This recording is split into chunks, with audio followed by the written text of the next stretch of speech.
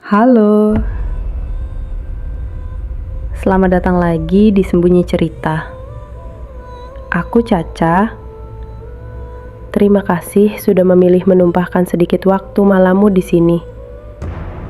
Di sudut yang tenang, tapi penuh yang tak terlihat. Malam ini aku bawakan sebuah cerita yang katanya kisah nyata, terinspirasi dari bisik-bisik di kaki Gunung Slamet di Baturaden. Kisah nyata Sumur Baturaden, panggilan Jumat Kliwon. Sebelum kita mulai, beberapa nama dan detail yang akan kamu dengar telah diubah untuk menjaga privasi dan menaikkan ketegangan. Anggap cerita ini seperti koridor panjang. Kamu boleh melangkah, tapi jangan menatap terlalu lama ke dalam setiap lubang. Jika kau sudah siap, matikan lampu, pasang headphone, dan tarik napas perlahan. Kita mulai.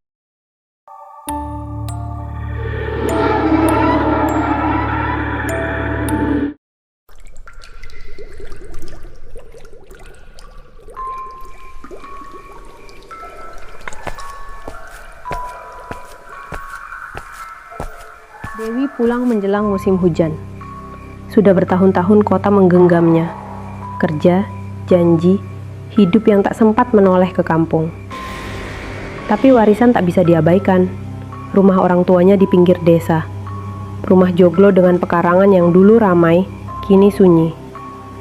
Di pojok pekarangan, tersembunyi di balik akar bambu, ada sebuah sumur tua. Tutupnya papan rapuh. Bebatuannya tertutup lumut hijau. Sejak kecil, Dewi tahu sumur itu tidak untuk diminum. Neneknya menyuruh meletakkan bunga dan kemenyan di bibirnya setiap Jumat malam. Dewi datang untuk merenovasi. Ia menganggap itu pekerjaan biasa, mengganti penutup, menata ulang pekarangan agar rumah bisa disewakan. Pekerja datang pagi itu. Mereka mengangkat papan tua, menyapu dedaunan, memasang ember baru.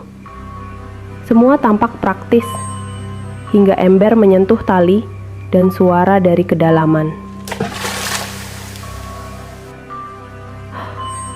Sebuah nada yang tak seharusnya ada, seperti kalau suatu benda di dalam air menanggapi sapaan.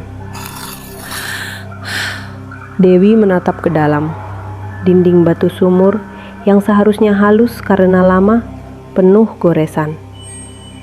Nama-nama, tulisan yang menempel di batu, pudar, tapi jelas. 3 baris, huruf-huruf tertoreh pada malam yang sudah lama padam. Aminah, Lintang, Sugeng. Ada juga lambang kecil, seperti ukiran anak jari pada dinding batu, dan sesuatu yang lebih asing. Sebuah gelang kecil dari manik-manik plastik, warnanya pudar, tersangkut di salah satu retak. Seorang tetua bernama Pak Saman dipanggil. Wajahnya terdiri dari garis dan kelembutan polos tua. Ia menunduk, menyentuh goresan dengan ujung jarinya. Dulu kami tutup sumur ini, katanya pelan, seakan ia enggan menggerakkan udara. Bukan karena airnya busuk. Kami tutup karena ada yang lain di bawah sana. Kami takut undang yang lupa pulang. Dewi merasa tidak nyaman. Ada bau lain, bukan bau tanah saja, tapi campuran mineral dan sesuatu yang manis, seperti dupa yang lama. Malam itu, setelah semua kembali ke tempatnya, Dewi bermimpi. Dalam mimpinya, ada suara perempuan memanggil, lembut, memanggil namanya. Dewi. Suara itu akrab, hampir persis seperti ibunya memanggil di dapur dulu. Minggu-minggu setelah sumur dibersihkan, tanda-tanda kecil muncul, bukan spektakuler, tapi cukup untuk memaksa orang berkata, "Apa itu?" Sesajen kecil yang Dewi letakkan. Potongan kue, secangkir kopi pahit, bunga kering, hilang dalam semalam. Ember yang disangka dipindah oleh pekerja ternyata bergeser ke sisi lain sumur. 1 inci demi 1 inci, seperti ada tangan tak terlihat yang merapikan. Beberapa tetangga melaporkan mimpi tentang anak-anak yang tertawa di bawah permukaan air, membuka mulut tanpa suara.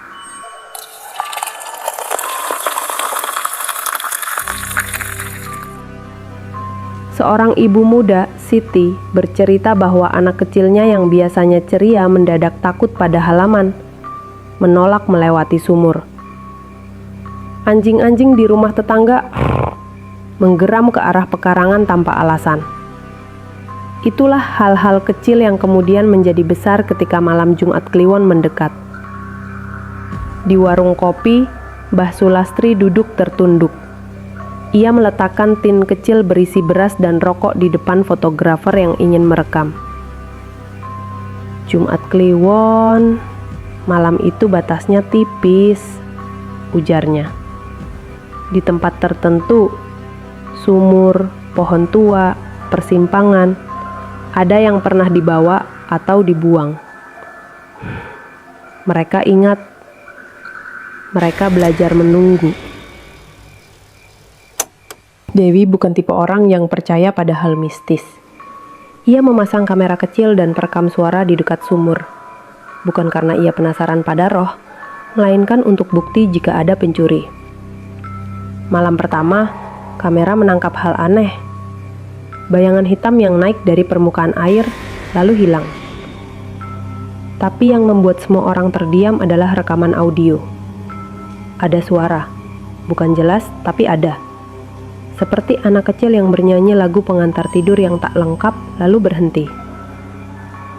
Di akhir rekaman, ada suara bisikan. 1 nama yang dipanggil 3 kali. Turu. Aminah.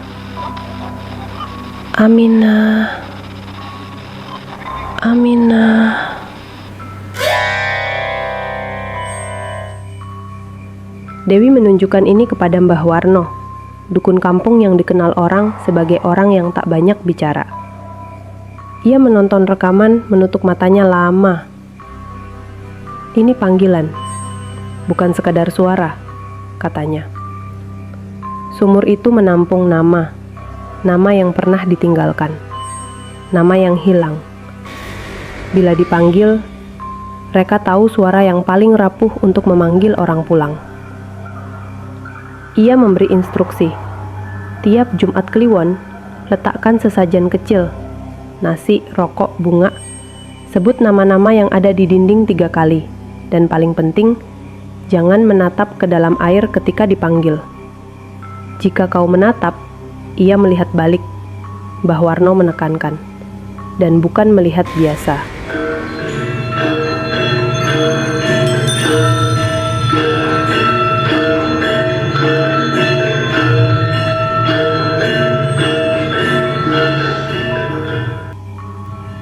Jumat Kliwon tiba.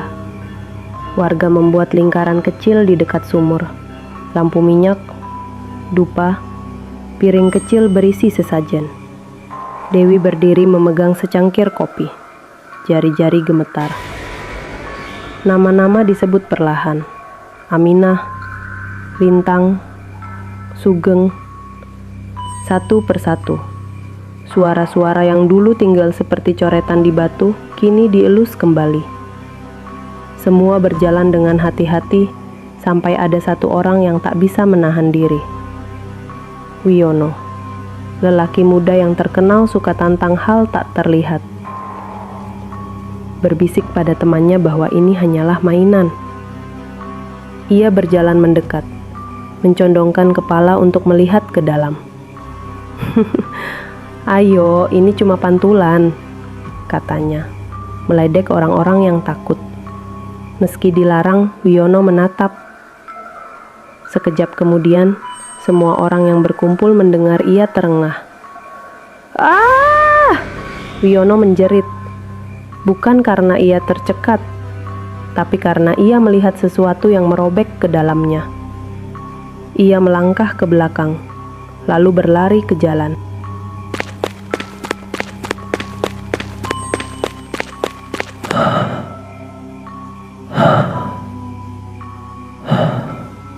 Langkahnya mendadak terhenti.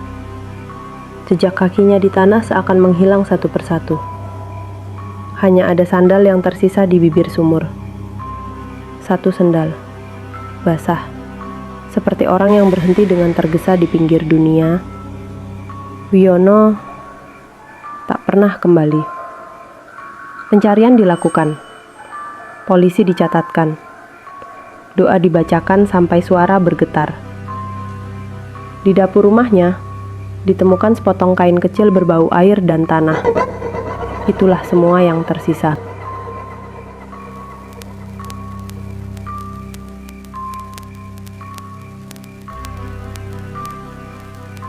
Setelah kejadian itu, warga menyatukan tenaga.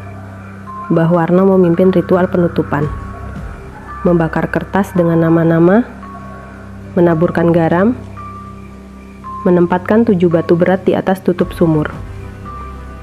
Mereka menyanyikan doa lama, membisikkan pesan agar yang tinggal di bawah diberi tempat. Mereka berharap itu cukup. Beberapa bulan berlalu. Sumur itu tertutup rapat. Lalu, pada suatu Jumat malam, seorang anak yang bermain di pinggir jalan melihat lampu minyak menyala samar di atas batu penutup. Ia mengendap mendekat. Dan di satu celah, tanpa suara, ada guratan baru di batu. 3 huruf, segaris. Torehan baru yang belum ada sebelumnya. Orang-orang tak berani membuka kembali. Mereka menandai batu itu dengan cat merah, dan mereka menaruh sesajen lebih sering. Dewi akhirnya mengambil keputusan. Ia meninggalkan rumah, meninggalkan Batu Raden, mencari hidup di kota lagi. Tetapi sebelum pergi, ia menyisakan satu benda di meja makan. Seutas gelang manik yang dulu ia temukan di retakan batu. Di malam terakhirnya, ia bermimpi lagi. Suara memanggil. Namun kali ini bukan memanggil namanya. Suara itu memanggil sesuatu yang lain. Suara yang meniru dengan begitu halus, sampai hati Dewi nyaris terbelah antara rindu dan waspada.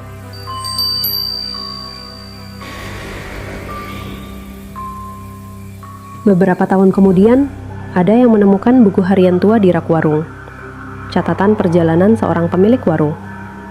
Di lembar terakhirnya tertulis satu kalimat pendek, tinta memudar. Jumat Kliwon itu datang. Ia tahu cara memanggil yang kau rindu. Di bawahnya, ada sebuah pita biru kecil, sama seperti gelang yang pernah ditemukan. Kadang-kadang, saat kau melewati jalan yang sunyi di pinggir hutan pinus, bila angin bertiup dari kaki gunung, dan hari itu bertepatan dengan Jumat Kliwon, ingatlah cerita ini. Ada batas-batas yang tak mau dilanggar. Ada panggilan yang tak sekedar ingin bicara. Dan kadang, hal yang paling menyakitkan bukanlah hilang, tapi suara yang meniru cara memanggil.